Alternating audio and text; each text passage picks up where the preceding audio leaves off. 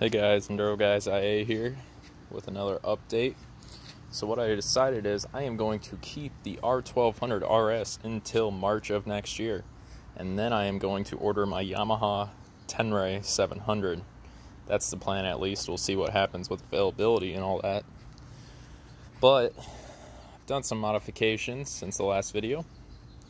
I have put a 12-volt socket on this bike. I had to take off this right side fairing, go all the way down, follow the main harness, which is up in here, not fancy little zip ties, and then the battery is here that it's connected to. Obviously I've had my bike plugged in, but then I have added a skid plate as well.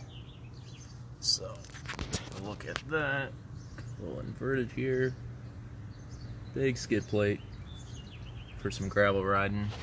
Not exactly gravel tires, but since I've been riding gravel for a very long time, it doesn't really matter what tire I have on the bike. I can still rip like a tater chip. So yeah, I'm getting ready for a pretty big trip here at the end of July. Not super big, about 1,200 miles. I have about 2 days to do it just because of work and I can't take time off.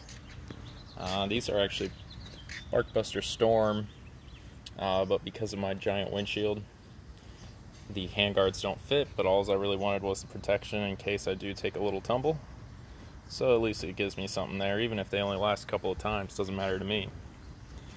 But yeah, she's looking good. I have luggage, not on the bike. I have the SW Motec Blaze saddlebags. I have a Tusk dry bag that sits on top of here.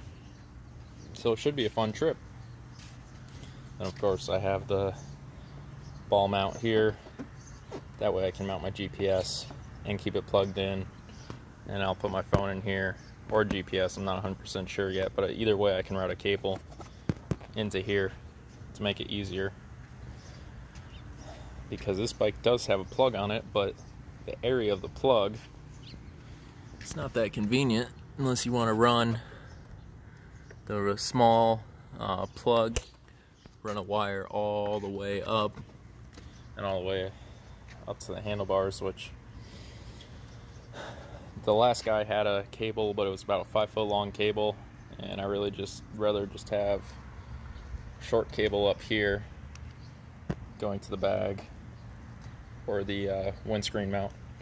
So that's the plan. I've been really looking at the Tenere. I was going to get a KTM 1290, but the price tag just isn't worth it when you can get the Tenere 700 for basically the one I priced out. It's close to 11 to 11.5, but this bike's gonna be my noble steed until then. I don't think I'm gonna get rid of my Royal Enfield in the garage there, just because honestly I really like looking at that bike. I don't even ride it that much, but it's fun to look at.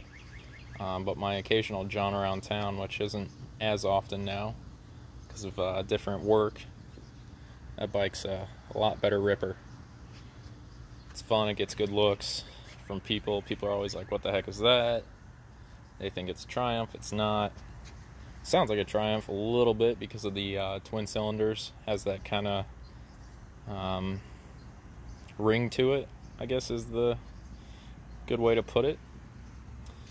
But yeah, we're getting ready for this trip. The only thing I'm waiting on, and part of the problem is the United States right now, they don't, I mean, first of all, this bike accessories not exactly easy to get. There's not a lot in the United States in the first place, but I'm waiting on some SW Motec foot pegs that'll go on here that are a little wider, a little more like enduro style.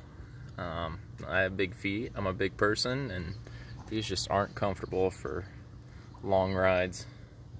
So I'll get those added here probably end of next week, and we'll be all set for our trip at the end of July. The bike that my buddy is riding is a R1200 GSA. He's a big BMW guy, pretty much. He's had 3 or 4 GSAs at this point, Africa Twin and whatnot, but he still prefers the GSA over most other bikes. Of course, if someone handed us unlimited amount of cash, we'd all probably blow our wad in KTM and BMW, Triumph, all that jazz, but no one's gonna hand us out that kind of money unless Biden wants to provide us like a $100,000 stimulus check. So, alright guys, have a good evening, and we'll see you next time.